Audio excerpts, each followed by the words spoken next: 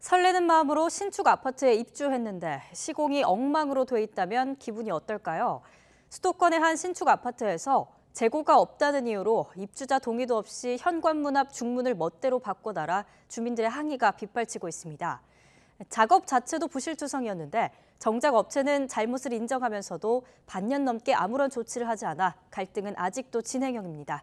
제보는 Y 강민경 기자입니다. 지난 1월 부푼 마음을 안고 신축 아파트에 입주한 35살 A씨는 시공을 마친 집을 보고 아연실색했습니다. 시공사가 연결해준 창호업체에서 100만 원 넘게 주고 맞춘 현관 중문이 전혀 다른 모델로 설치돼 있었기 때문입니다. 사생활 보호가 되는 좀 진한 컬러의 유리였는데 동의를 하지 않았는데도 이제 임의적으로 좀 설치를 해놓은 그런 상황입니다. 더 큰 문제는 시공 상태입니다. 벽과 문 사이가 널찍이 떨어져 있다는 걸 눈으로도 확인할 수 있었습니다. 그러나 업체 관계자들은 이대로 공사를 끝내버렸습니다.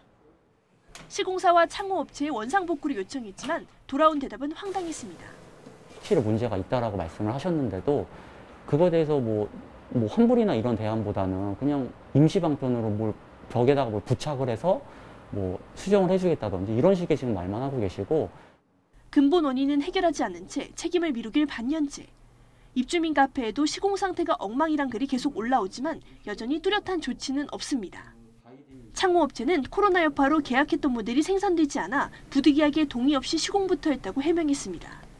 저희한테 공사를 먼저 좀 진행을 해달라라고 말씀 주셔가지고 저희도 조금 불가피하게 공사를 좀 먼저.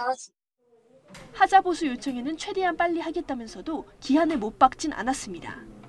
건설사도 비슷한 입장입니다.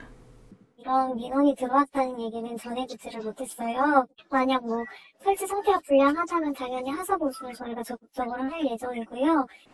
전문가들은 법적으로 하자 발생 세대에 대해서는 시공사가 책임지고 수리해야 할 의무가 있다고 말합니다. 공동주택관리법에 따라서요, 제30조에 보면 하자 보수 보증금이라는 게 있어요. 하자에 대한 전체적인 현황을 좀 파악을 하셔가지고.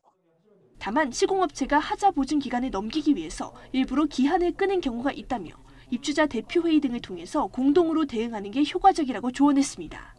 YTN 강민경입니다.